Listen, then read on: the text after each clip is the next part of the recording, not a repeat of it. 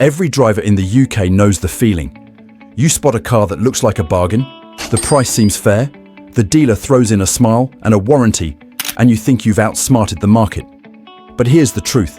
Some of the UK's most popular cars are absolute money traps.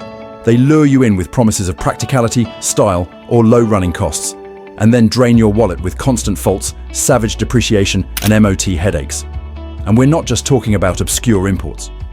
These are cars you see every single day on British roads, parked outside schools, clogging up the high street, sitting on forecourts across the country. Cars trusted by families, commuters, even fleets. Yet behind the popularity hides a reality that dealers whisper about and owners learn the hard way. They're vehicles nobody sensible wants to keep long term. So in this countdown, we're exposing 7 popular cars in the UK that are total money traps. If you're thinking of buying one, or if it's already on your driveway, you'll want to watch carefully, because knowing the truth could save you thousands in repair bills and lost value. And we kick things off with a car that looks stylish, feels premium, and has sold like hotcakes in Britain, but has an ugly secret when it comes to reliability. Number 7, Peugeot 3008. At first glance, the Peugeot 3008 looks like the perfect family SUV.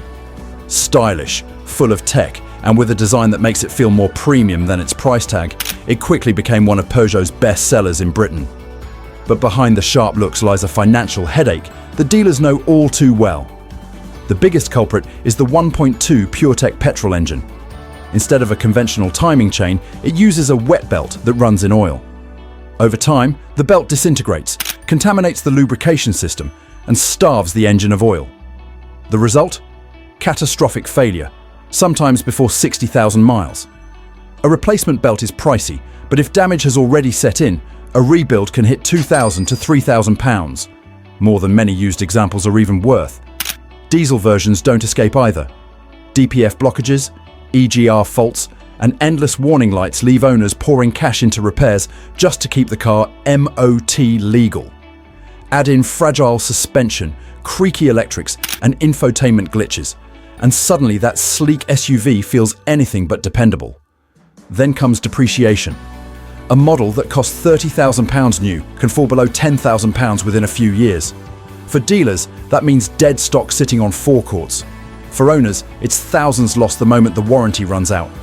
The 3008 is proof that style and popularity don't guarantee long-term value. Underneath the gloss, it's a risk most traders would rather avoid, and a trap waiting for unsuspecting used buyers. Number 6, Renault Captur. On paper, the Renault Captur seems like the perfect fit for British families. Compact enough for tight city streets, high-riding like a proper SUV, and affordable enough to undercut rivals. It flew out of showrooms thanks to bright colours and trendy looks. But for all its popularity, the Captur has earned a reputation as one of the most disappointing small SUVs you can buy used. The biggest weakness? Build quality. Owners quickly discover rattly plastics, flimsy trim, and an infotainment system plagued by freezes, dodgy Bluetooth, and random warning lights. These issues don't just cheapen the feel, they push buyers back to the garage again and again. Under the bonnet, it's no better. The 1.5 DCI diesel is infamous for clogged DPFS and injector failures, while the petrol models suffer from stretched timing chains and jerky gearboxes. Add fragile suspension components that struggle with British roads, and you've got a car that spends far too much time in workshops. Depreciation only makes matters worse. A Captur that once sold for well over £15,000 can now be picked up for under £7,000. Sounds tempting, until you realise dealers struggle to move them on, and owners take a heavy hit when trading in. The Captur is a classic case of style over substance. It promised affordability and flair, but has left countless families dealing with constant faults and rock-bottom resale values. Number 5, Vauxhall Zafira Tourer. Once the king of the school run, the Vauxhall Zafira Tourer is now one of the most unwanted cars on UK forecourts. It used to be everywhere. Families loved the 7 seats, taxi drivers filled car parks with them, and dealers couldn't stock enough. Fast forward a few years, and the story is very different. The problem is demand. Buyers have abandoned MPVs for crossovers and SUVs, and the Zafira has been left behind. Even when someone shows interest, they expect rock-bottom prices because they know traders are desperate to move them on. For dealers, slow-selling stock is dead money. Then there's reliability. The 2.0 CDTI diesels are plagued by DPF blockages, failing EGR valves and turbos that often give up well before 100,000 miles. Petrols avoid some of these issues, but suffer weak gearboxes and coil pack faults. Add in electrical gremlins, climate control units failing, sliding seats sticking, dashboards lighting up like a Christmas tree, and running one quickly becomes a headache. And of course, the infamous fire risk recalls.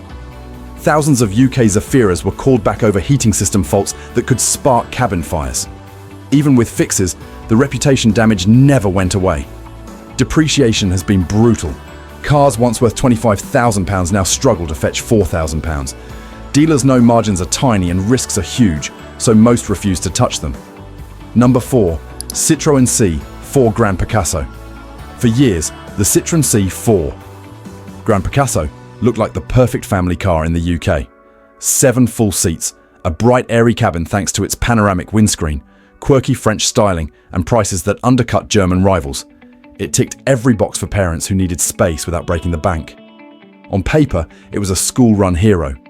In reality, it's now one of the most avoided cars on dealer forecourts. The biggest weakness is reliability. The 1.6 Blue HDI diesels are notorious for expensive failures. Turbos blowing early, DPFS clogging after short journeys, and timing belts that wear years ahead of schedule. Petrols sidestep some of this, but add new problems, from chain stretch to cooling issues that leave families stranded. Electrical gremlins are just as bad. Frozen infotainment, faulty parking brakes, and dashboards that light up with endless warnings. But the real killer has been depreciation.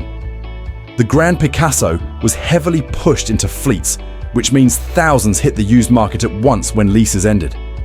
Combine that oversupply with the UK's shift away from MPVs towards SUVs, and values collapsed. A car that once cost nearly £30,000 new can now struggle to fetch £5,000 in decent shape. For dealers, that means tiny margins and stock that sits unsold for months. It's a shame, because the Grand Picasso really was clever inside. Flexible seats, loads of storage, and one of the best panoramic windscreens ever fitted. But clever design doesn't save you when reliability and demand vanish. Number 3. Suzuki Vitara. On paper, the Vitara looks a safe British buy. Small enough for town work, a useful boot for family life, and a brand with a reputation for tough little cars. In practice, it's the model that makes traders raise an eyebrow, because too many used examples become slow-moving, thin-margin stock. The headline issue is powertrains.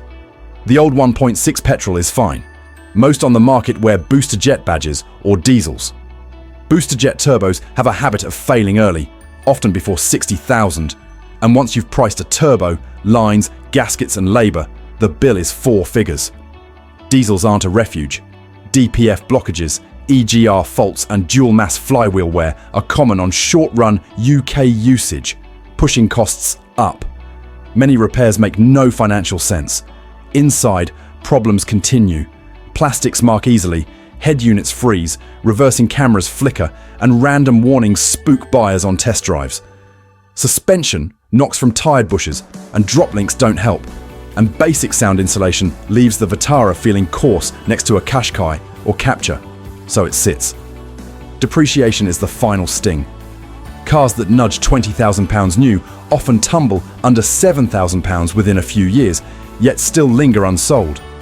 Families may see a bargain, dealers see dead money, high comeback risk, low shopper interest, and profits wiped out by one prep bill. For traders, the Vitara is less rugged bargain and more quiet liability. Next, a once trusted motorway saloon that becomes a headache the minute it lands on a forecourt indeed. Number 2. Toyota Avensis. Say Toyota in the UK, and most people think of the Yaris or Auris, cheap to run, dependable, and almost indestructible. But the Avensis? That's the black sheep of the family. Once a familiar sight on motorways and in fleet car parks, today it's one of the hardest cars for dealers to shift, to the point many won't even take them unless they have to. The biggest problem isn't that the Avensis constantly breaks, it's that nobody actually wants one. Buyers walk past them in favor of SUVs or German saloons, leaving Avensis models gathering dust on forecourts. For traders, a car that just sits is money tied up with no return. And beneath the reputation of bulletproof Toyota, cracks do appear. The 2.0 and 2.2 diesels are notorious for head gasket failures and heavy oil consumption, both of which can lead to bills north of £2,000. Petrol engines are sturdier but feel outdated, underpowered, thirsty and dull compared to rivals. Add in uninspiring interiors, basic infotainment and handling that never matched a Mondeo or Passat, and it's easy to see why buyers lost interest. Depreciation is savage. Cars that once cost £25,000 plus new now fetch barely £4,000 to £5,000. And even at those prices, they're a hard sell. For dealers, that means slim margins, endless waiting, and the constant risk of mechanical niggles wiping out any profit. The truth is, the Avensis isn't a disaster. It's just forgettable. Too dull to tempt private buyers, too risky for traders, and too outdated to compete in today's SUV-driven market. And if you thought the Avensis was tough to shift, the next car shows how even a family SUV can turn into a financial nightmare for UK dealers. Number 1, Hyundai Tucson. On the surface, the Hyundai Tucson should be the ultimate safe buy. It's practical, stylish enough for most families, packed with kit, and backed by Hyundai's famous long warranty. For years, it was marketed as the sensible alternative to the Nissan Qashqai or Kia Sportage. Cheap to run, reliable, and good value for money. But scratch beneath the surface, and you'll see why dealers across the UK groan whenever a used Tucson shows up on their forecourt. The biggest problem is simple: demand. Unlike the Sportage, which developed a loyal following, the Tucson never shook off its reputation for being the budget option. Buyers walk into showrooms wanting an SUV with curb appeal, and too often they overlook the Tucson in favor of a Volkswagen Tiguan, Qashqai, or even a second-hand BMW X1. That lack of desirability makes them a nightmare to shift. For traders, every month one sits unsold means another chunk shaved off the profit margin. But it's not just image. Reliability isn't bulletproof either, despite the badge. Diesel models in particular are notorious for DPF clogging and EGR valve problems, especially on cars used mainly for short trips. Timing chain wear, turbocharger failures, and electrical glitches, ranging from faulty sensors to infotainment freezes, add to the list of headaches. None of these issues are rare, and the repair bills often catch owners off guard because Hyundai is supposed to be cheap to maintain. Depreciation is another killer. A Tucson that cost nearly £28,000 new just a few years ago might now be worth barely £10,000 on the used market. On paper, that looks like a bargain. In practice, it means dealers take a huge risk. They know the cars will lose value faster than they can shift them. Combine that with expensive diesel repairs, and it's no wonder so many dealers avoid taking them in part exchange unless absolutely necessary. The Tucson is proof that not all safe choices are truly safe. Buyers think they're getting affordable dependability, but what they often get is an SUV that's hard to sell, plagued by common faults, and worth far less than they expected when the time comes to move it on. And that's why the Tucson tops this list. It's not a catastrophic car, but in the cutthroat world of UK used sales, it's the definition of a money trap, slow to sell, expensive to repair, and devastating on depreciation. So there you have it, 7 popular cars in the UK that turn out to be total money traps. From French SUVs with fragile electronics, to family MPVs that drain your wallet, and even so-called safe choices like the Hyundai Tucson that dealers secretly dread. These are the models that prove one simple truth: popularity doesn't equal reliability. It's easy to be lured in by a cheap price tag or a familiar badge, but as you've just seen, many of these cars hide serious problems, whether it's crippling depreciation, expensive diesel systems, or faults that show up long before they should. For UK drivers, that means thousands wasted on cars that simply don't deliver. But now you know what to avoid. If you're shopping for your next motor, keep this list in mind. It could save you from months of frustration and a wallet full of repair bills. Over to you. Have you ever owned one of these cars? Did it let you down? Or did you manage to dodge the bullet? Share your story in the comments, It might just help another driver steer clear of a costly mistake. And if you found this video useful, give it a thumbs up, subscribe, and ring the bell for more no-nonsense car advice every single week. Share this video with a mate who's thinking about buying used. You might just save them thousands. Because when it comes to cars, the wrong choice isn't just inconvenient, it's expensive.